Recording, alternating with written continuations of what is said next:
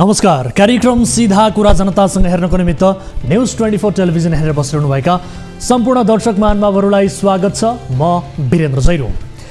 16 वर्षकी एक बालिकाले म उत्पीडनमा परे, प्लिज मलाई सहयोग गर्नु भन्दै एक सेलिब्रिटी त्यसमाथि फेमिनिस्टलाई याचना गर्छिन्। त्यसको जवाफमा ती 33 वर्षकी सेलिब्रिटी महिलाले बालिकाको कुरालाई बाल मतलब दिँदै भनिदिन्छन्, यो तिम्रो समस्या हो, तिमी आफै सल्भ गर। नशालु पदार्थ खुवाएर एभरेस्ट होटलमा बन्धक बनाएर सुन्दरी प्रतियोगिताका आयोजकले ती बालिकालाई अत्याचार गर्छन्। प्रतियोगिताको सक्सेस पार्टीका क्रममा भएको यो घटना 8 वर्षपछि सार्वजनिक गर्ने हिम्मत युवतीले गरेकी छन्। 16 वर्षको उमेरमा दुर्व्यवहारको शिकार भएकी युवतीको पक्षमा मोर पावर टु यु दिदी, मोर पावर टु यु बहिनी भन्न नेपालका चलेका महिला कलाकार, महिला मोडलले इच्छा नै देखाएनन्। तर प्रियङ्का कार्की, नीति शाह, निशा अधिकारी लगायत कलाकार तथा मोडलहरूले ती 16 वर्षकी बालिकालाई तिमी उत्पीडनमा पर्नु तिम्रो समस्या हो, तिमी नै सल्भ गर भनेर जवाब दिने मालविका सुब्बाको मनोबल बढाउँदै भनेका छन्, मोर पावर टु यु दिदी, अर्थात् तपाईँलाई थप शक्ति मिलोस्।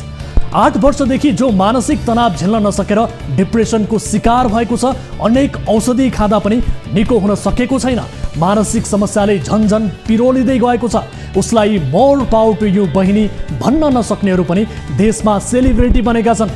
यो लज्जाको विषय हो। ती सेलिब्रिटीको जीवनमा अरू बालिका पनि सहयोगको याचना गर्दै आउलान्, तिनलाई पनि किक आउट गर्न अझै शक्ति मिलोस् भन्ने कामना गर्दै मोर पावर टु यु भनिएको हो कि? मालविका सुब्बाले जे भनिन्, जसो भनिन्, उनले ठिक भनिन्। ती पीडितका लागि गर्नुपर्ने व्यवहार त्यही थियो भन्नु र उनका लागि अहिले मोर पावर टु यु भन्नु बराबर हो। नेपालका सेलिब्रिटी महिलाहरूले अहिले देखाउनु पर्ने सहानुभूति र पक्षधरता ती पीडितप्रति थियो, मालविका सुब्बाप्रति थिएन। तर यो नेपाल हो नि, यहाँ बालिका विरुद्ध जबरजस्तीकरणीको आरोप खेपिरहेकाहरूलाई अन्तर्राष्ट्रिय छवि बनाएका फेमिनिस्ट महिलाले भन्छन्, मेरो प्रिय पल तिमीलाई मेरो शुभाशिष छ। यौन दुर्व्यवहारको आरोप खेपिरहेका पुरुषलाई नारीवादी महिलाले आशीर्वाद दिन्छन्। महिला हक अधिकार एजेन्डा बजाएर जसको जीविका चलेको छ, तिनीहरू नै आरोपीलाई बाबु तिमीलाई मेरो शुभाशिष भन्छन्। यस्तो घटिया व्यवहार शैली दुनियाँमा कहाँ हुन्छ होला? निश्चित रूपमा नेपालमै हुन्छ। टिभी, रेडियो, पत्रपत्रिका, सामाजिक सञ्जाल सबैतिर छाएर नारीवादको वकालत गर्ने, महिला हक अधिकारको पक्षमा चर्को कुरा गर्ने साँच्चै समस्या परेकी एक बच्चीले सहयोगको याचना गर्दा त्यो तिम्रो समस्या हो भनिदिने, वाह क्या गजब छ। हामीले त भन्दै आएको कुरा नै हो कि नारीवाद त कमाई खाने भाँडो बनेको छ, यो एउटा धन्दा हो, कसैका लागि राजनीति गर्ने औजार हो, अरूभन्दा आफू विकसित र आधुनिक छु भन्ने देखाउने एक आडम्बर मात्रै हो। खासमा यस्तै बनाइएको छ। आजका दिनमा तपाईँ हामीले देखेको, चिनेका र जे जति फेमिनिस्ट छन् तीमध्ये 79% को जग एनजिओ आइएनजिओ को डलरले बनेको हुन्छ। हरियो डलर देख्दा मानिसहरू फेमिनिस्ट भइहाल्छन्, एक्टिभिस्ट भइहाल्छन्। यसकारण यहाँ फेमिनिज्म एउटा आइडियोलोजी होइन, यो कमाई खाने धन्दा बनेको छ। धन्दावालाहरूले पीडितलाई आँखा तर्छन्, पीडकलाई आशीर्वाद दिन्छन्, त यसमा के अनौठो भयो? यहाँ बनी बनाऊ नायक धेरै छन्, नायिकाहरू धेरै छन्। विदेशी डलरले, विदेशी सस्ताले अधिकारवादी बनाइदिएकाहरू पनि धेरै छन्। तिनैलाई दुनियाँले चिन्छ, तिनैका गुणगान पनि गाइन्छ। घरमा बाल श्रमिक राखेर दुनियाँलाई मानव अधिकारको पाठ पढाउनेहरू धेरै छन्। बालिकाको चित्कार आफ्नो दम्बले कुल्चेर काँचका पर्दामा महिला अधिकारको उपदेश दिनेहरू पनि भेटिए नै। व्यक्ति विशेष कसैलाई पनि म पाखण्डी भनिरहेको छैन, तर पाखण्डमा हाम्रो समाज यति बेला फसेको छ। यही कारण हाम्रो छोरी चेलीहरू यौन पिपासुको शिकार भइरहेका छन्। हिजो पक्राउ परेका ती मनोज पाण्डे मात्र अपराधी होइनन्, यो समाजमा ती सबै अपराधी हुन् जो बालिकाहरूलाई सुन्दरी प्रतियोगिताका नाममा र्याम्पमा उतार्छन्। यसका लागि बालबालिकाका अभिभावकहरू पनि जानेर वा नजानेर स्वीकृति दिन्छन्। 15-16 वर्षका नानीहरूमा सुन्दरी प्रतियोगिता गर्ने, गराउने अनि गराउन अनुमति दिने सबै अपराधी हुन्। 15-16 वर्षका मान्छे त बालबालिका हुन्। बालबालिका सबै राम्रा हुन्छन्, सबै सुन्दर हुन्छन्। तिमी सुन्दरी, तिमी फोटोजेनिक, तिम्रो बेस्ट हेयर भन्ने कसैलाई सुन्दरी बनाएर ताज लगाइदिने, बाँकीलाई सुन्दरीको वर्गबाट अलग्याएर बाल मनोवैज्ञानिकमा खेल्नेहरू सबै अपराधी हुन्। 15-16 वर्षका बालबालिकामा कसैलाई सुन्दरी, कसैलाई असुन्दरी भन्नु कुनै पनि आवश्यक छैन। ससाना नानीहरू सबै सुन्दरी छन्। प्रकृतिको रचनामा कसैलाई सुन्दर कसैलाई कुरूप भनेर घोषणा गर्ने अधिकार कसैलाई पनि छैन। सुन्दरी प्रतियोगिताका नाममा भइरहेको कमाई खाने धन्दा अति भयो। अब चाहिँ यो बन्द हुनुपर्छ। आउनुहोस् सुरु गरौँ जनताको चासो गुनासो र प्रश्न सहितको विशेष कार्यक्रम सीधा कुरा जनतासँग।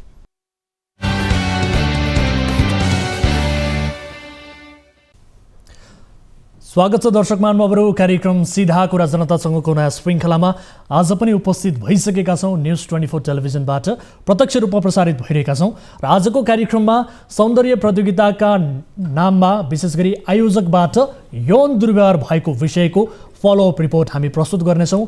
यो घटना सार्वजनिक भएसँगै अर्की पीडितले 7 वर्षपछि आफूले भोगेको हिंसाबारे पनि मुख खोलेकी छिन्। उनलाई प्रधानाध्यापकले 2 वर्षसम्म बलात्कार गरेको खुलासा भएको छ। यस विषयको रिपोर्ट प्रस्तुत गरेसँगै पीडित युवतीसँग घटनाबारे केही जान्ने प्रयास पनि गरेका छौँ। त्यो कुराकानी पनि आजको कार्यक्रममा प्रस्तुत गर्नेछौँ।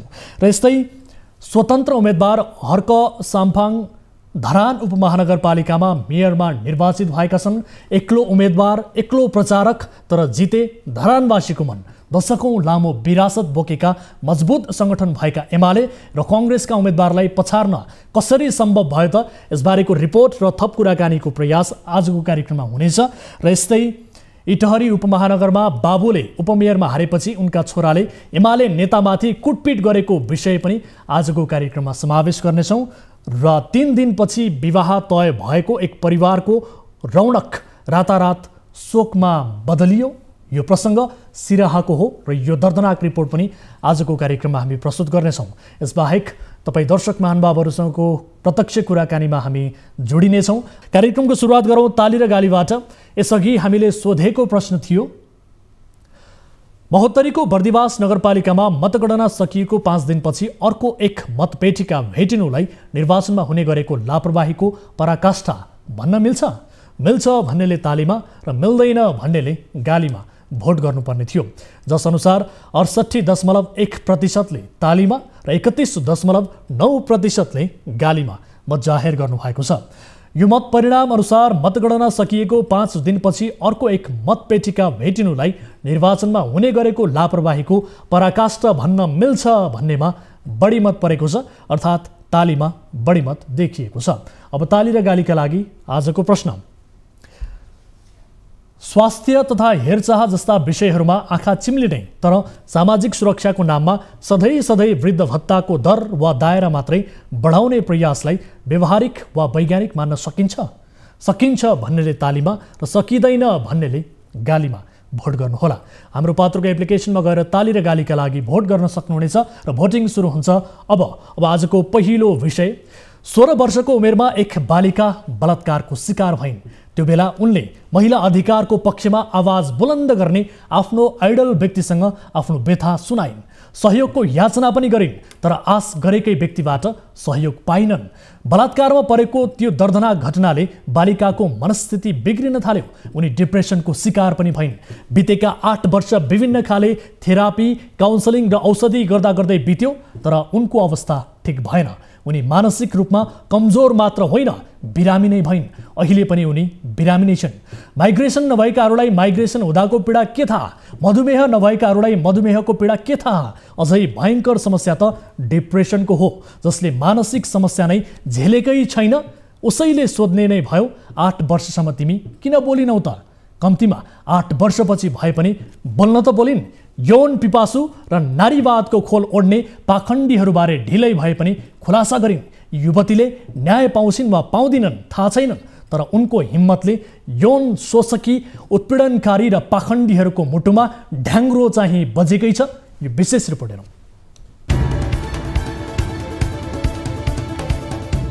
सन् 2014 मा आयोजित मिस इन्टरनेसनल ग्लोबल प्रतियोगितामा सहभागी भएकी युवतीलाई बलात्कार गरेको अभियोगमा मनोज पाण्डेलाई प्रहरीले पक्राउ गरेको छ। अपराध अनुसन्धानबाट खचिएको टोलीले आरोपित पाण्डेलाई शनिबार स्वयम्भूबाट पक्राउ गरेको हो। कसरी पक्राउ परे मनोज पाण्डे? घटना सार्वजनिक भएपछि आरोपित पाण्डे मोबाइल स्विच अफ गरी स्वयम्भू स्थित दिदीको घरमा लुकेर बसेका थिए। प्रहरीले दिदीको घरमा निगरानी गरेको थाहा पाएपछि उनी त्यहाँबाट पनि अनिन्त्र भाग्दै गर्दा प्रहरीको फन्दामा परेका हुन्। पीडित युवतीको खुलासा, मनोज र आदित्यले गरेका थिए बलात्कार। पीडित युवतीले थप भिडियो अपलोड गर्दै अर्का एकजना आदित्य नाम गरेका व्यक्तिले पनि आफूलाई बलात्कार गरेको खुलासा गरेकी छिन्। पीडित युवतीको यो खुलासासँगै प्रहरीले आदित्यबारे पनि अनुसन्धान गरिरहेको छ। यसबीच शुक्रबार प्रहरीले पीडितलाई समेत भेटेको छ।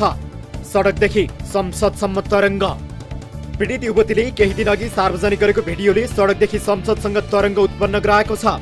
अहिले देशका विभिन्न ठाउँमा दोषीलाई पक्राउ गरी कडाभन्दा कडा सजायको मागसहित हरेक दिन प्रदर्शन भइरहेका छन्।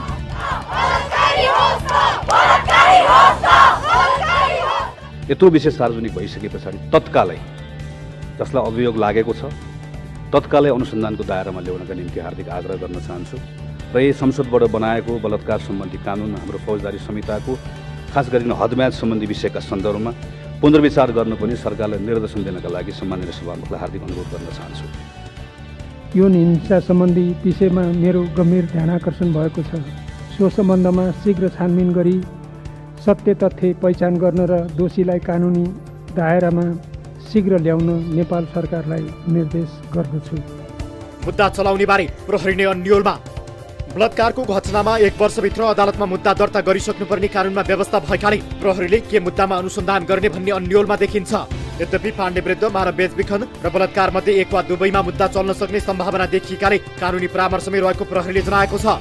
यो मामिलाको अनुसन्धान गर्न अपराध महाशाखाका प्रमुख एसएसपी वसन्त कुँवरको नेतृत्वमा 5 सदस्यीय छानबिन समिति गठन भएको छ। महाशाखा स्रोतका अनुसार कुन ऐन अन्तर्गत पाण्डे विरुद्ध मुद्दा चलाउने भन्ने विषयमा 9 गते सोमबारसम्म तय हुनेछ।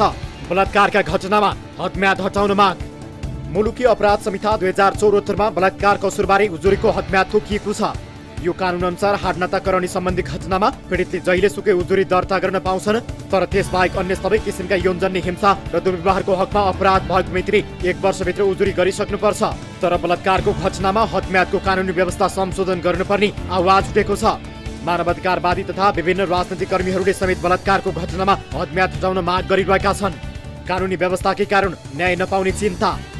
पीडित युवतीले 8 वर्षपछि हिम्मत जुटाएर घटना सार्वजनिक गरिन्। यसबीच उनी डिप्रेसनको शिकार त भइन् नै आफ्नो प्राण त्याग्ने प्रयास समेत गर्न पुगिन्। तर बलात्कार घटनामा हदम्यादको कानुनी व्यवस्थाले अहिले उनीमा न्याय नपाउने चिन्ता बढेको छ। कस्तो नियम हो कि नेपालको 1 वर्षभित्र रिपोर्ट गरेन भने फाइलले लिँदैन नि कोर्टले। I'm losing hope. असहयोगी नारीवादीका पक्षमा मोर पावर टु यु। पीडित युवतीमाथि थप पीडा। पीडित युवतीले पूर्व मिस नेपाल मालविका सुब्बामाथि थप आक्रोश पोखेकी छिन्। केही नाम चलेका सेलिब्रिटीहरूले समेत मालविकाको समर्थन गरेको भन्दै यसले आफूलाई थप पीडा दिएको गुनासो गरेकी छिन्। मालविकाको सरी रियली तिमीले मलाई अलिकति पनि हेल्प गरेको भए म यत्रो वर्ष सफर गर्नु पर्दैन थियो। मलाई अहिले जब थाहा भयो कि 1 वर्षसम्म रिपोर्ट गरेन भने त्यो फाइल दर्ता भए पनि कोर्टले झन् रिटर्न गरिदिन्छ भनेर। मालविकाको फेसबुक र इन्स्टाग्राम पेजमा अभिनेत्री प्रियङ्का कार्की, निशा अधिकारी, नीति शाह लगायतका सेलिब्रिटीहरूले मोर पावर टु यु दिदी भन्दै कमेन्ट गरेका छन्। हरेक बलात्कारका घटनापछि पीडित र नागरिक समाज प्रदर्शनमा उत्रिन्छन्। पीडितको न्यायका लागि भन्दै सरकारका विभिन्न निकाय धाउँछन्, तर सरकारी निकायबाट आश्वासन बाहेक केही पाइँदैन र अन्त्यमा न्यायको अवसान हुन्छ। कञ्चनपुरकी 13 वर्षीय निर्मला पन्तमाथि भएको जघन्य अपराधको घटना यसको साक्षी छ। अर्की एक पीडितले पनि सार्वजनिक गरिन् 7 वर्ष अघि भोगेको हिंसा। यस्तै राजधानीका सडक तातिरहेका बेला इटहरीकी एक युवतीले पनि आफू 7 वर्ष अघि हिंसामा परेको खुलासा गरेकी छिन्। आइतबार बिहान उनले गरेको पोस्टमा 2072-73 को समयमा उनीमाथि हिंसा भएको उल्लेख छ। पीडितका अनुसार इटहरीको ब्लुमिङ लोटस इङ्ग्लिस स्कुलमा पढिरहेका बेला विद्यालयका प्रधानाध्यापक राज खड्काले उनीमाथि बलात्कार गरेका थिए। उनले आफ्नो स्ट्याटसमा लेखेकी छिन्, मलाई तत्कालीन प्रिन्सिपल राज खड्काले बारम्बार बलात्कार गरे। यो घटना हुँदा म होस्टेलमा बस्थेँ र म कक्षा 9 मा पढ्थेँ। म बिरामी भएका बेला प्रिन्सिपलले अस्पताल लान्छु भन्थे, तर होटल लगे। त्यसपछि मलाई बलात्कार गरे। 7 वर्ष अघिको घटना भएकोले बाहिर निस्कने हिम्मत नै थिएन मसँग। तर अहिले एक पीडितका लागि जम्मा भएको यो जनसमुदाय देखेर म यहाँ आशा लिएर उभिरहेकी छु। अब मेरो मुद्दा बाहिर आएको छ र बलात्कारीको पनि पर्दाफास भएको छ। पीडितको यो स्ट्याटस र उनले सार्वजनिक गरेका यी तस्बिरहरू हेर्नुहोस्।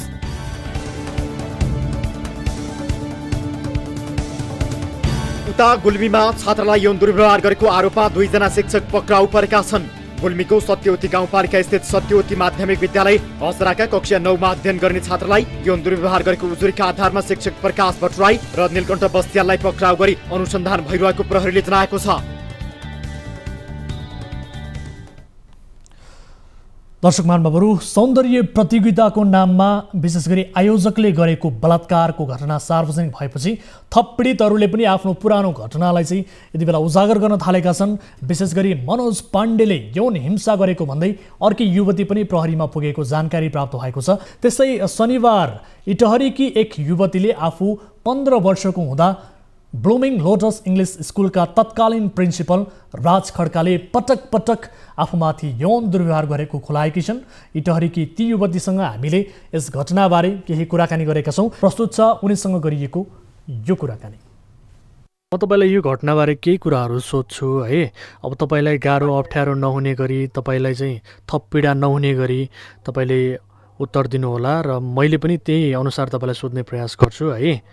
अब तपाईँमाथि भएको यौन दुर्व्यवहारको जुन घटना छ तपाईँले सार्वजनिक गर्नुभएको छ, फेसबुकमा लेख्नु भएको छ होइन, यो घटनाबारे चाहिँ अलिकति के हो, यो घटनाको वास्तविकता यसबारे बताइदिनुहोस् त। यो घटनाको वास्तविकता के हो भन्दाखेरि चाहिँ त्यो टाइममा चाहिँ होइन म अलिकति बिमारी थिएँ क्या, मेरो छाती दुख्ने प्रब्लम थियो क्या त्यतिखेर। अनि त्यस्तो हुँदाखेरि चाहिँ म घरदेखि धेरै आउँदैन थिएँ कि, मलाई घर आउन मनाइ थियो क्या त्यहाँबाट होस्टेलबाट। अनि त्यहाँदेखि उहाँले चाहिँ हाम्रो जो हुनुहुन्छ अहिले उहाँले चाहिँ मेरो ड्याडसँग कुरा गरेर मलाई होस्टेलबाटै हस्पिटल लाने निर्णय गर्नुभयो क्या त्यो टाइममा। त्यहाँदेखि उहाँले मलाई हस्पिटल लिएर जाने क्रममा हस्पिटल नलगेर उहाँले होस्टेल नलगेर त्यस्तो कुरा गर्नुभएको हो।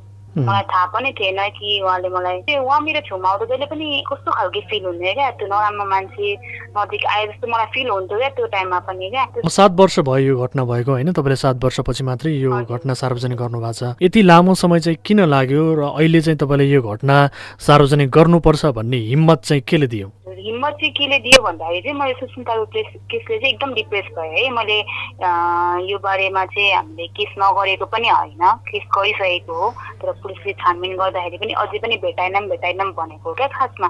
अनि अर्को कुरा, मेरो रेप भएको 7 वर्ष भयो होइन, मैले माने, तर मेरो रेप चाहिँ हुन्छ नि कन्टिन्युसली 2 इयरसम्म मलाई त्यसरी नै हुन्छ नि त्यही गरेर राखेको क्या उहाँले होस्टेलमा। भनेको कक्षा 9 मा पढ्दाखेरि तपाईँलाई चाहिँ पहिलो घटना भयो होइन, त्यस पछाडि मलाई बारम्बार हुँदै गयो क्या मसँग त्यही घटना, मसँग बारम्बार होस्टेलमै हुँदै गयो, होस्टेलको टोयलेटमा हुँदै गयो, होस्टेल स्कुलको कम्प्युटर ल्याब, साइन्स ल्याब सबै ठाउँमा हुँदै गयो क्या यो घटना। कति वर्षसम्म, कति कक्षासम्म पढ्दाखेरि? 2 वर्ष 9 र 10मा 2 वर्षभरि। अनि 2 वर्ष सकेपछि म स्कुलबाट निस्किँदाखेरि पनि उहाँले मलाई फोन गर्नुहुन्थ्यो, बोलाउनुहुन्थ्यो। त्यही क्रममा मेरो मम्मी ड्याडीले देखेर अनि थाहा पाएर मलाई बोलाएर सोध्नुभयो, मैले भने जे हो त्यही। अनि मेरो बाबा मम्मीले त्यतिखेरै केस गर्नुभएको जब मम्मी ड्याडीले थाहा पाउनुभयो होइन। केस गरिसकेपछि अनि उहाँलाई खोज्ने नै क्रम नै गरिएन छ क्या पुलिसकोबाट। भनेको उहाँ फरार हुनुहुन्थ्यो, त्यो घटनापछि उहाँ फरार हुनुभएको थियो। अहिलेसम्म फरारै हुनुहुन्छ? हजुर फरार। अहिले उहाँ कहाँ हुनुहुन्छ भन्ने बारे केही पनि जानकारी छैन? यही हिजो मैले पोस्ट हालेदेखि चाहिँ उहाँ अहिले काठमाडौँ हुनुहुन्छ र उहाँले त्यहाँ पनि प्रिन्सिपलकै काम गरिरहनु भएको छ भन्ने कुराहरू जानकारी आएको छ होइन। अनि मैले जब यो पोस्ट चाहिँ मैले किन हालेँ भन्दा पनि म कानुनी रूपमा मात्रै जान पनि सक्थेँ होइन, तर मलाई थाहा थियो कि अरू पनि म जस्ता भिक्टिमहरू छन् क्या। किनभने मैले हिजो त्यो पोस्ट हाल्नु साथै मलाई अरू बहिनीहरूको पनि म्यासेज आइसक्यो क्या, दिदी यसले मलाई पनि त्यस्तो गरेको छ भनेर क्या। तपाईँकै स्कुलमा पढ्ने अरू मान्छेहरू पनि तपाईँलाई? अरू जब उसले यहाँदेखि छोडेर गयो ओके होइन, यहाँदेखि छोडेर गएर अरू स्कुलमा पनि उसले टिचरै काम गर्यो होइन, त्यो अरू स्कुलमा पनि उसले त्यस्तो गरेको रहेछ क्या स्टुडेन्टहरूसँग क्या। अनि अब तपाईँको ड्याडी मम्मीसँग चाहिँ उहाँ नजिक हुनुहुन्थ्यो अरे होइन, अनि तपाईँको धेरै ख्याल गरे जस्तो पनि गर्ने, त्यो कारणले गर्दाखेरि उहाँले तपाईँको ड्याडी मम्मीको विश्वास पनि जित्नु भएको थियो अरे भन्ने कुरा पनि छ, त्यसो हो? हजुर विश्वास जित्नु भएको थियो भन्दा पनि उहाँलाई चाहिँ मेरो फ्यामिलीलाई चाहिँ के लाग्थ्यो भने होइन, त्यो टाइममा मैले भन्न पनि सक्दिनँ मेरो फ्यामिलीलाई।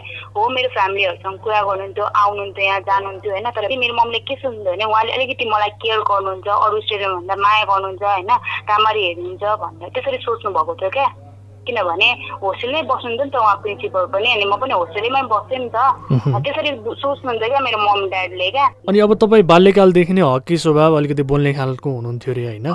अनि तपाईँलाई चाहिँ यसबारे बोल्न खोज्दा चाहिँ कसैले पनि विश्वास गरेनन् त्यति बेला, जबकि अब तपाईँको बुवा मम्मीले नै अब यो उजुरी दिनका लागि चाहिँ सपोर्ट गर्नुभयो भन्ने कुरा छ। अनि तपाईँमाथि यो हिंसा गर्ने प्रिन्सिपलको श्रीमतीलाई पनि तपाईँले चाहिँ यो कुरा भन्नुभएको भन्ने कुरा पनि छ, उहाँले चाहिँ के भन्नुभएको थियो त्यति बेला? हजुर मैले उहाँलाई भने, उहाँले मलाई यस्तो गर्नुभएको हो होइन, उहाँ मसँग यस्तो रिलेसनमा बसिरहनु भएको छ, अब के गर्ने भनेर मैले उहाँलाई भन्दाखेरि उहाँले मलाई होइन सबैको गाडी हुन्छ नि मसँग नबोल्ने क्या, मैले केमा गरिदिएको छु, मैले उहाँको हस्बेन्ड खोजिदिएको छु त्यस्तो खालको रियाक्ट गर्नुभयो क्या उहाँले मसँग। मलाई एउटा कसैले पनि सपोर्ट गरेन क्या त्यो टाइममा, किनभने म त्यो टाइममा होइन कोहीदेखि नडराउने म आफ्नो लागि स्ट्यान्ड लिन सक्ने केटी हो क्या त्यो टाइममा होइन। तर म उसको अगाडि किन पावरलेस भयो भन्दाखेरि उसले पनि त्यो कुराको एडभान्टेज दियो कि अरूले मलाई त्यतिकै पनि मलाई नराम्रो सोच्थ्यो, ऊ ह्याङ्की प्याङ्की थियो होइन, त्यही भएर उसलाई नराम्रो सोच्थ्यो र मैले भनेको कुरालाई कसैले पनि बिलिभ गर्दैन थियो क्या। इभन मेरो साथीहरू सबैजना, मैले आजको दिनमा मसँग केही इभिडेन्स नभए पनि मेरो सबैजना साथीहरू छ क्या उनीहरू बोल्नको लागि, किनभने म कस्तो हालतमा म स्कुल पुग्थेँ होइन, कस्तो हालतमा कोचिङ पुग्थेँ, कस्तो हालतमा म होस्टेल बस्थेँ, उसले कुट्दाखेरि म चोटी लिएर स्कुल जान्थेँ, त्यो कुराहरू सबै थाहा छ क्या मेरो साथीहरूलाई क्या। भनेको प्रिन्सिपलले चाहिँ तपाईँमाथि कुटपिट पनि गर्नुहुन्थ्यो, यौन हिंसा सँगसँगै कुटपिट पनि गर्नुहुन्थ्यो। यो 7 वर्षको अवधिमा लाइफ चाहिँ कस्तो भयो? पक्कै पनि एउटा पीडामा चाहिँ तपाईँ हुनुहुन्थ्यो होइन? मैले यस्तो कुराहरूलाई फेस गरेर अगाडि बढेको मान्छे, ठिक छ अब यो कुरा जे हुनुहुन्थ्यो भयो भनेर हिँडेको मान्छे हो क्या म होइन। किन भन्दाखेरि जब मेरो साथमा सबैजना हुनु पर्थ्यो त्यो बेलामा कोही पनि थिएन क्या। अनि कसरी सम्हाल्नु भयो आफूलाई? सम्हाले आफूलाई त्यसरी भए पनि होइन। तर मैले होस्टेलमा हुँदाखेरि चाहिँ होइन म जिउनै चाहेको थिइनँ क्या, किनभने यति धेरै यस्तो भइसकेको थियो कि जब मैले बाहिर निस्केँ नि त्यो बेला अन्त मैले फेस गर्नु नै पर्यो। तर स्कुलमा हुँदा पनि धेरै कुरा फेस गर्नु परेको थियो क्या, कसैले पनि मलाई नबुझेको कुरा, जसले पनि मलाई हेरेर कुरा गरिरहेको कुरा होइन, मैले कसैसँग कुरा गर्न गएँ भने पनि होइन तिनीहरूले मेरो कुरा पत्याउँदै क्या। मैले 2 चोटि सुसाइड एटेम्प गरेको हो क्या, तर त्यो एटेम्प गरेको कुरा पनि अहिलेसम्म मेरो फ्यामिलीलाई थाहा छैन क्या। तपाईँहरूले उजुरी गरेर फरार भइसके पछाडि ती प्रिन्सिपलले कहिले तपाईँले सम्पर्क गर्ने प्रयास गरे कि गरेनन्? कहिले फोन गरे? बिचमा गर्नुहुन्थ्यो बिचमा होइन, किनभने मलाई नै होइन मलाई अझै पनि डर लाग्थ्यो क्या बिचमा पनि होइन, किनभने उहाँले हाम्रो त्यस्तो गरेको भिडियो पनि राख्नु भएको थियो होइन। उहाँले कहिले पनि मलाई ब्ल्याकमेल त गर्नु भनेर पनि मलाई त्यो डर थियो कि उहाँले त्यो भिडियो डिलिट गर्नुभएको थिएन क्या। हिजो पनि कल गर्नुभयो? मैले उठाइन, हिजो कल गरिसक्नु भएको थियो, म हिजो पुलिसकोमा जानुभन्दा अगाडि अनि त्यहीँनिर पुगिँदाखेरि पनि कल गरिसक्नु भएको थियो क्या मलाई। अनि अब तपाईँहरूले जबरजस्ती करणीको कसुरमा चाहिँ किटानी जाहेर गर्दा पनि त्यति बेला चाहिँ प्रहरीले ती अपराधीलाई पत्ता नलगाउनु, कहीँ कतै प्रहरीको भूमिकाप्रति तपाईँहरूलाई चाहिँ असन्तुष्टि छ कि छैन? प्रहरीले अलिकति सक्रियतापूर्वक यसको अनुसन्धान गरिदिएन भन्ने? हामीलाई चाहिँ असन्तुष्टि नै छ, किन भन्दाखेरि त्यतिखेर हामीले त्यत्रो त्यो केस फाइल गर्नुभयो मेरो मम्मी ड्याड त्यत्रो फ्लप आउँदाखेरि पनि उहाँहरूले हुँदैछ भन्दाखेरि आजको दिनसम्म उहाँहरूको त्यो चौकीमा हेर्दाखेरि अझै पनि फरार मात्र देखिन्छ। यत्रो वर्षसम्म अझै फरार मात्र देखेर त भएन र न अदालतबाट हामीलाई केही बकपत्र आयो, न के आयो, न कल आयो, केही पनि आएन। अब अहिले प्रहरीले चाहिँ के भनेको छ? के भन्नुहुन्छ भने अब आज चाहिँ बिदा हो, आइतबार ठिकै छ, अब भोलि हामी कुरा गर्छौँ होइन, अदालत लान्छौँ, यो तपाईँको फाइल के रहेछ पहिला के गरेको रहेछ त्यो हेर्छौँ भनेर भन्नुहुन्छ। तपाईँले थाहा पाइसक्नु भएको छ अर्को 8 वर्ष अघिको घटना जुन सार्वजनिक भएको छ नि त्यो घटनालाई लिएर धेरैले साथ दिएका छन्। सडकदेखि संसदसम्म चाहिँ एउटा तरङ्ग पैदा गरेको अवस्था पनि छ होइन। ती पीडित युवतीको लागि न्यायका लागि चाहिँ मान्छेहरू बोलिरहेछन् होइन। त्यसै गरी तपाईँको पक्षमा पनि मान्छेहरूले साथ दिन्छन् र न्याय पाउँछु भन्ने किसिमको अपेक्षा छ तपाईँलाई? मेरो धारणा उहाँले जस्टिस पाउनुहोस् होइन, उहाँसँग पनि त्यस्तै मलाई जस्तो भएको छ उहाँलाई पनि त्यस्तै भएको छ। न्याय पाउनै पर्छ मैले र पाउँछु पनि होइन, किनभने यो कहिले पनि काहीँ पनि गल्ती छैन क्या होइन। अनि उहाँले मलाई यति धेरै दुःख दिनुभएको छ होइन। साँच्चै भनेको अहिले बोल्दाखेरि मेरो आँखामा आँसु आउँथ्यो होला कि उहाँले मेरो आँसु सकाइदिइसक्नु भएको छ क्या। दर्शक महानुभावहरू, यो अत्यन्त दुःखद घटना, यसबारेमा हामीले थप कुराकानी गऱ्यौँ। जो पीडित जसले यो हिंसा भोगेकी छन् उनीसँग हामीले यस घटनाको वास्तविकता बुझ्ने प्रयास गऱ्यौँ ताकि उनलाई थप पीडा दिने उद्देश्यले होइन, यस घटनाको थप वास्तविकता बुझेर थप अनुसन्धानका लागि सहयोग मिलोस् र जो अपराधी भनिएका आरोपित व्यक्ति छन्, यसको सत्य तथ्य छानबिन गरी उनीमाथि कडाभन्दा कडा सजाय होस् भनेर माग गर्नका लागि पनि यो विषयलाई हामीले कार्यक्रममा समावेश गरेका हौँ। यस विषयको फलोअप हामी गर्नेछौँ र एकपछि अर्को गर्दै पुराना घटनाहरूबाट पीडित भएका जति पनि अहिले युवतीहरू छन्, बालबालिकाहरू छन्, उहाँहरू बोलिरहेको स्थिति छ, यस विषयलाई हामी पर्टिकुलरली प्राथमिकताका साथ फलोअप गर्नेछौँ भन्दै यति बेला पालो भएको छ ब्रेकको। ब्रेक पछाडि फेरि पनि हामी विविध विषयसहित उपस्थित हुनेछौँ। यहाँहरू हेरिरहनु भएको छ कार्यक्रम सीधा कुरा जनतासँग मात्र न्युज 24 टेलिभिजनमा।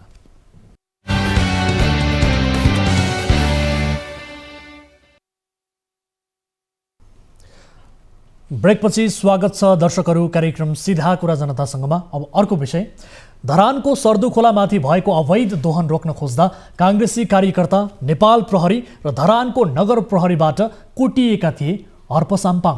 यो प्रकरण गएको वर्षको हो। त्यो बेला धरान उपमहानगरपालिकाका मेयर काङ्ग्रेसका तिलक राई थिए। सर्दुखोलामा अवैध दोहन गर्ने काम काङ्ग्रेसी ठेकेदारहरूले नै गर्दै आएका थिए। अवैध दोहन रोक्न जाँदा वनरक्षकहरूलाई काङ्ग्रेस नेतृत्वको नगरपालिकाका प्रहरीले लखेटे। हर्क साम्पाङको समूहलाई पनि घेरा हालेर कुटियो।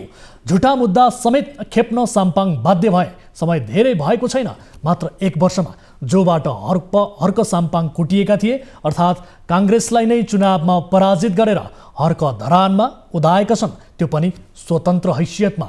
धरान स्थित बीपी कोइराला स्वास्थ्य विज्ञान प्रतिष्ठानमा भइरहेको भ्रष्टाचार विरुद्धको अभियानमा खटेका, खानेपानी समस्यामा जुधेका, खोला दोहन विरुद्ध काङ्ग्रेसी ठेकेदारदेखि राज्यसँग समेत लडेका हर्कलाई यसपटक धरानका मतदाताले आफ्नो मेयर बनाए। बलिया राजनीतिक दलहरूलाई पाखा लगाउँदै धरानका सडक गल्लीमा आफ्नो प्रचारमा एक्लै हिँडेका यी उम्मेदवारले आखिर कसरी चुनाव जिते त? यो विशेष रिपोर्ट हेरौँ। हर्क साम्पाङ अर्थात् हर्कराज राई धरान उपमहानगरपालिकामा दशकौं लामो राजनैतिक विरासत बोकेका पार्टीलाई पछाड्दै यसपटक स्वतन्त्र उम्मेद्वार हर्क साम्पाङ मेयरमा निर्वाचित भएका छन्। लौरो चुनाव चिन्ह पाएका साम्पाङ साधारण तरिकाले चुनावको प्रचारमा हुमिएका थिए।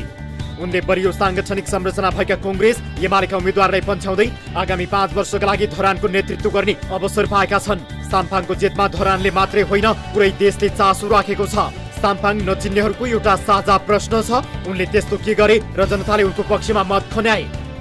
असाधारण जित कसरी भयो सम्भव? धरानले सरकार राख्ने विषयहरू वा समस्याको समाधानका लागि अनवरत लड्ने व्यक्ति हुन् हर्क। पहाडको काखमा अवस्थित सानो सुन्दर सहर धरान वर्षौंदेखि खानेपानीको समस्यासँग जुधिरहेको छ। खानेपानी होस् वा धरानका अन्य तमाम समस्याकै विषयमा किन नहोस्, एक्लै भए पनि कराउन नछाड्ने व्यक्ति हर्क नै हुन्थे। खानेपानीको सुविधा दिन्छौं भन्नेहरूसँग हर्कको भनाभन चर्काचर्की अक्सर परेकै हुन्थ्यो। जनताका समस्या लिएर संस्थानका अधिकारीहरू, सरकारी अधिकारीहरू र जनप्रतिनिधिहरूसँग उनको अक्सर टकराव परिरहन्थ्यो। धाराको पानीको विषय मात्रै होइन, भ्रष्टाचार विरुद्धका कुरा, विकृति र विसङ्गति विरुद्ध पनि हर्क समूहलाई एक्लै पनि लडिरहन्थे। धरानको कुनै टोलमा खानेपानी आएन भने मानिसहरू खानेपानी दिने संस्थाका हाकिमलाई होइन, हर्कलाई फोन गर्थे। जनतामा तलब लिएर जनताको काम गर्नेहरूभन्दा भर पर्दिला साम्पाङ थिए। सानो माइक बोकेर धरानका टोल पुगेर जागरण अभियान चलाउनु साम्पाङको नियमित जस्तो क्रिया हुन्थ्यो। जनताका समस्या बुझ्दै उनीहरूका समर्थन लिँदै एक प्रकारको आन्दोलनमा उनी पहिलेदेखि नै थिए। तर निर्वाचनको सफलता चाहिँ उनका लागि यसपटक पहिलो हो। धारा चुनाव चिन्ह मागेका थिए, तर पाए लौरो। धरानवासीले वर्षौंदेखि खेप्दै आएको समस्या हो खानेपानीको। खानेपानी समस्यासँग मिल्दोजुल्दो हुने भएकाले हर्कले धारा चुनाव चिन्ह मागेका थिए, तर उनले लौरो चिन्ह पाए। काठमाडौँमा बालेन शाहको लौरोले जनताको ध्यान तानिरहँदा धरानमा पनि यसपटक लौरोले धरानका मतदाताको ध्यान थान्यो। प्रदेश 1 को राजधानी विराटनगरबाट 20 किलोमिटर उत्तरमा इटहरी उपमहानगरपालिका पर्छ। इटहरीबाट 16 किलोमिटर उत्तरमा धरान उपमहानगरपालिका पर्छ। यही धरानमा नेकपा एमाले 74 सालको सफलता दोहोर्याउन चाहन्थ्यो। 74मा मेयरमा निर्वाचित तारा सुब्बाको निधन भएपछि 76मा भएको उपनिर्वाचनमा कांग्रेसका तिलक राई निर्वाचित भएका थिए। यस हिसाबले कांग्रेसले 76लाई निरन्तरता दिन चाहन्थ्यो, तर धरानवासीले आफ्नो अभिमत मार्फत भनिदिए एमाले र कांग्रेस पुग्यो। यसपटकलाई स्वतन्त्र उम्मेद्वार साम्पाङ। 76को उपनिर्वाचनमा हर्कले 540 मत मात्रै पाएका थिए, तर यसपटक मतगणनाको अन्तिम नतिजा आउनु पूर्व नै हर्कले चुनाव आफ्नो पक्षमा पारिसकेका थिए। करिब 4000 मतगणना हुनु पूर्व नै हर्कको जित निश्चित भइसकेको थियो। जितपछि प्रतिक्रिया दिँदै हर्कले भने, पहिले जनताको समस्या उठाउने हैसियतमा थिए, अब समस्या समाधान गर्ने ठाउँमा पुगेको छु। मैले भन्दा नि म एउटा माध्यम मात्रै हो हैन। नित्य जनताले जिताउने दुवै जनता हुन्, म माध्यम मात्रै हुँ। त्यसो भएको कारणले गर्दाखेरि अब यो जुन खुसीको कुरा यहाँ म भन्दा पनि यहाँ मलाई भोट हाल्ने के अरे जनता धरानी जनता खुसी हुनुभएको छ। म खास त्यस्तो छुइनँ है। अब मैले काम गर्ने हिजोको दिनसम्म मैले आवाज उठाएर हिँडेँ, अब काम गर्ने ठाउँमा उहाँहरूले पुर्याइदिनु भएको छ। म उहाँहरूको भावना चाहना र आवश्यकता अनुसारको काम गर्नेछु। धनगढी पनि हल्लाए स्वतन्त्र उम्मेद्वारले। 74 सालको निर्वाचनमा गोपी हमाल 2700 मतान्तरले कङ्ग्रेसका नेर्प ओडसँग चुनाव हारे। यसपटकको निर्वाचनमा तिनै नेर्पलाई हमालले दोब्बर मतान्तरले पराजित गरे। 74 साल र 79 सालको चुनाव हेर्ने हो भने धनगढीका जनताको अभिमतले युटर्न लिएको छ। अघिल्लो पटक गोपी हमाल विवेकशील साझाबाट उम्मेद्वार बनेका थिए। यसपटक उनले दलीय आबद्धता त्यागेर स्वतन्त्र रूपमा मैदान फसे। बलियो सांगठनिक संयन्त्र र 5 वर्ष मेयरका रूपमा काम गरेका नेर्पलाई समेत गोपी हमालको लोकप्रियताले उछिन्यो। दर्शकहरू, कतै पैसाले किनेर कतै पारिवारिक विरासत प्रयोग गरेर दलबाट टिकट लिएपछि चुनाव जित्ने कतिपयले ठान्न थाले पार्टीले टिकट दिएका कारण चुनाव जितेको हो। चुनाव जित्नु अघि म्याउ म्याउ, चुनाव जितेपछि जनतातिर फर्केर पनि हेर्ने मन नगर्नेहरू यहाँ धेरै छन्। मेयर हुनु अघि 15 लाखको पुरानो गाडी चढ्दा हुन्थ्यो, चुनाव जितेपछि 3 करोड पर्ने गाडी सबैजसो महानगरका मेयरले चढे। 27 किलोमिटरको चक्रपथ भएको सहर हो काठमाडौँ। न यहाँ उकालो त्यस्तो धेरै छ, न अचाक्ली बिग्रेको बाटो। 3 करोडको गाडी र राजसी सान किन चाहियो? दलगत राजनीतिबाट चुनाव जितेकाहरूले आफूलाई राजा र जनतालाई रैती ठानिरहे। जनताको सेवक होइन, हामी त जनताका मालिक हौँ भन्ने मानसिकता विरुद्धको अभिमत बालेन शाह, हर्क साम्पाङ, गोपी हमाल आदि नामबाट प्रकट भएको मात्रै हो। आफ्नो पालिकामा दलका नेताभन्दा अलिकति पनि अब्बल उम्मेद्वार पाउने हो भने जनता बदलिन ढिलो गर्दैनन्। दलहरूलाई सबैको प्रश्न छ, आफन्त आफ्ना कार्यकर्ता पाल्ने पोस्ने र जनतामाथि कुशासन लादिरहने र विलुप्त हुने कि सुध्रिने? यो प्रश्न दलहरूले गम्भीरताका साथ मनन गर्न जरुरी छ। यसले यही सन्देश दिएको छ। यो विषयलाई यही थाती राख्छौँ। अब अर्को विषयतर्फ यहाँहरूको ध्यानाकर्षण गराउन चाहन्छु। राष्ट्रिय खेलकुद परिषदका सदस्य सचिव भइसकेका व्यक्ति हुन् केशव कुमार विष्ट। उनी नेकपा एमालेबाट चोइटिएर बनेको नेकपा एकीकृत समाजवादीका नेता पनि हुन्। यसपटक समाजवादीले विष्टलाई इटहरी उपमहानगरको उपमेयरको उम्मेद्वार बनाएको थियो। उता नेकपा एमालेबाट मेयरका प्रत्याशी थिए हिमाल सुवेदी। एमाले विभाजनको असर कस्तो देखियो भने सहरबाट एमाले र समाजवादी दुवैका उम्मेद्वारले चुनाव हारे। विगतमा एमालेबाट द्वारिकालाल चौधरी मेयर बनेका थिए। क्षुद्र वचनका कारण चौधरीले इटहरीमा एमालेलाई त्यसै पनि बदनाम गरेकै थिए। यसपटक त एमालेले चुनावै हार्यो। चुनाव हारेपछि केशव विष्टका छोरा कैलाश विष्टले एमालेबाट उम्मेद्वार भएका हिमाल सुवेदीमाथि आइतबार कुटपिट नै गरे। यो विशेष रिपोर्ट हेरौँ। इटहरीमा नेकपा एमालेका नेता हिमाल सुवेदीमाथि नेकपा एकीकृत समाजवादीका नेताका छोराले कुटपिट गरेका छन्। सुवेदी इटहरीको मेयरमा कङ्ग्रेसका उम्मेद्वारसँग भारी मतान्तरले पराजित भएका थिए। उनीमाथि एकीकृत समाजवादीका नेता केशव कुमार विष्टका छोरा कैलाश विष्टको समूहले कुटपिट गरेको पीडित सुवेदीको आरोप छ। नेताका छोराको कुटपिटमा परेका सुवेदीको गलामा चोट लागेको छ।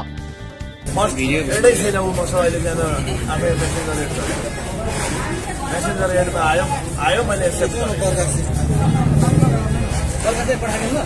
मेसेज त्यहाँ चाहिँ जल आक्रमण त्यो बेला चाहिँ के भयो 81 कुनै सम्वादै छैन। घटना हुनु 15 मिनेट अघि ज्यान मार्ने धम्की सहितको म्यासेज। घटना आइतबार बिहान 7 बजेको हो। मतगणना सम्पन्न गरेर इटहरी उपमहानगरपालिकाको कार्यालयबाट निस्किएपछि वडा नम्बर 6 मा आफूमाथि कुटपिट भएको सुवेदीले दावी गरेका छन्। उनका अनुसार बाटोमा हिँड्दै गर्दा आक्रमण भयो। आक्रमण हुनुभन्दा 15 मिनेट अघि फेसबुकमा ज्यान मार्ने धम्की सहित मेसेज आएको थियो। ज्यान मार्ने धम्की आएपछि असुरक्षित महसुस भएको सुवेदीको भनाइ छ। यसअघि कुनै दुश्मनी नभएपछि राजनीतिक विषयलाई लिएर आक्रमण गरिएको उनको दावी छ।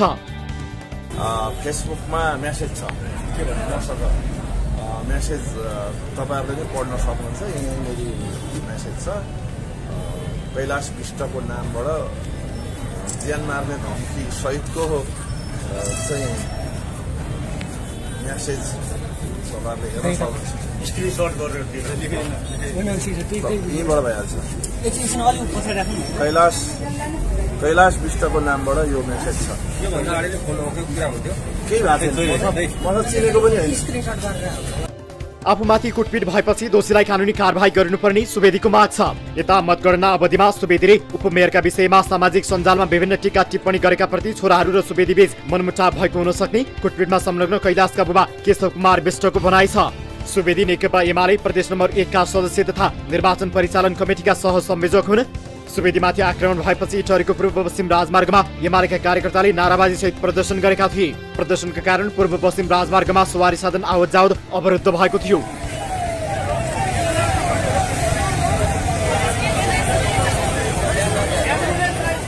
कुटपिटमा संलग्न कैलाश विष्टका बाबु केशव विष्ट इटहरीमा नेकपा एकीकृत समाजवादीको तर्फबाट उपमेयरमा चुनाव लडेका थिए। बाबुले उपमेयरमा चुनाव हारेपछि कैलाशले एमालेबाट उम्मेद्वार बनेका सुवेदीमाथि इटहरी चोकमै हातपात गरे।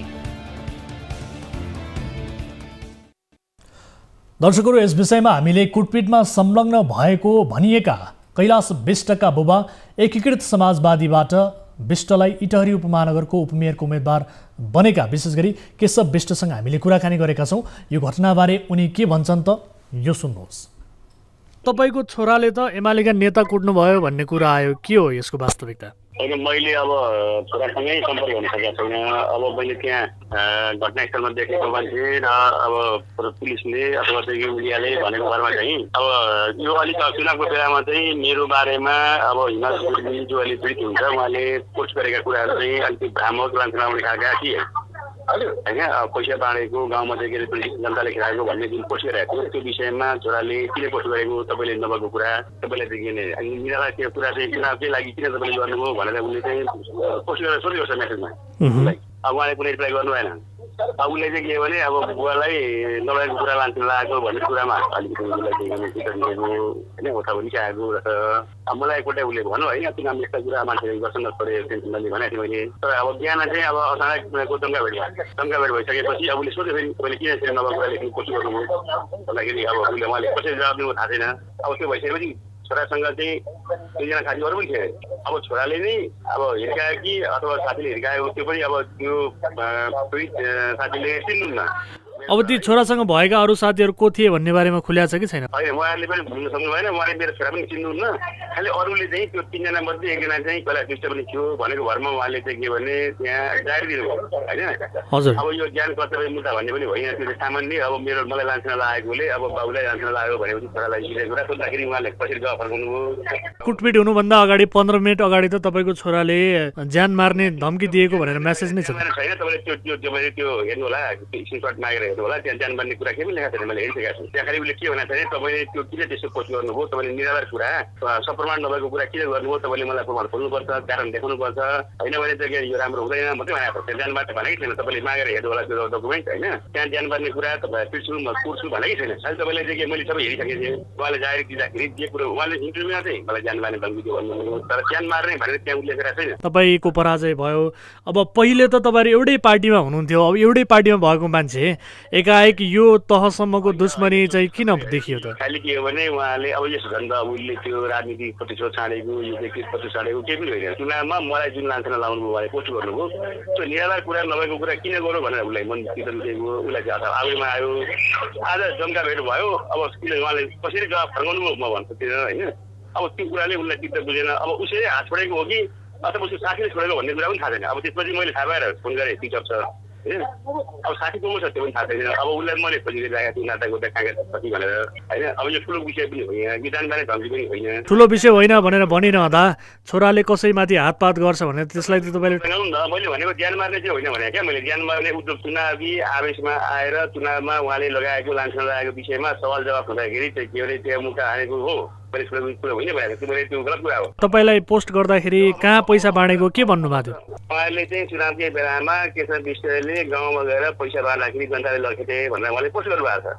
त्यो के हो त्यो भनौँ न। मैले चाहिँ यसलाई राजनीतिक स्ट्यान्ड उहाँहरूको भन्ने होइन। त्यो घटना चाहिँ गलत हो? गलत होइन। त्यो दिन त म यहाँ चाहिँ के अरे माओवादीसँग मिटिङ गर्छु होइन। उहाँले 10 बजे भन्नुपर्छ, म चाहिँ 7 बजीदेखि मिटिङ गर्छु। हजुर, अब कता पैसा न मलाई उहाँले पैसा बाँडेको भेटेको छ, न मलाई देखाएको छ फोटोमा, न मलाई उहाँले प्रमाण छ। अब त्यो चुनावमा हराउनलाई उहाँले लेख्नु। अब यो मिथ्या कुरा भएकोले गर्दा उसलाई चित्त सोचेको यो राम्रो कुरा होइन, सुखद कुरा होइन, दुःखद कुरा हो, घटना घट्यो होइन। त्यो आवेशमा उत्तेजनामा आएको यो कुनै ज्ञान मार्ने अभ्यर्थी होइन, अब पोलिटिकल कुरा हो। त्यही पनि मैले चाहिँ के भने अब बुझिराखेको छु, मैले भेटिसकेपछि कानुनमा बुझाइदिन्छु होइन। कानुन भयो भने कारबाही हुन्छ। दर्शक महानुभावहरू, यस घटनाबारे हामीले कुराकानी गर्यौँ। विशेष गरी कुटपिटमा संलग्न व्यक्तिहरू अहिले फरार रहेका छन् र प्रहरीले उनीहरूको खोजी गरिरहेको बारे जानकारी प्राप्त भएको छ। अत्यन्त दुःखद घटना। यस विषयमा प्रहरीले अनुसन्धान अगाडि बढाइसकेको छ। अहिलेलाई यो विषय यही थाती राख्छौँ र पीडित परिवारले न्याय पाउन्, हामी यही चाहन्छौँ। यिनै विषयहरू प्रस्तुत गर्दा गर्दै आजलाई कार्यक्रम सीधा कुरा जनतासँगको निर्धारित समय पनि सकिएको छ। हामीलाई सम्पर्क गर्नका लागि र आफ्नो गुनासो टिपाउनका लागि टोल फ्री नम्बर रहेको छ 1660 011 2424। यसै गरी एनसेल नम्बर रहेको छ 98 015 7 24 24 र एनटिसी अर्थात् भाइबर नम्बर रहेको छ 98 84 011 037। हाम्रो 24 हेल्प डेस्कमा 24 घण्टा तपाईँले सम्पर्क गर्न सक्नुहुनेछ भन्दै आजका लागि कार्यक्रम सीधा कुरा जनतासँगबाट म वीरेन्द्र जैरू बिदा हुन्छु। नमस्कार।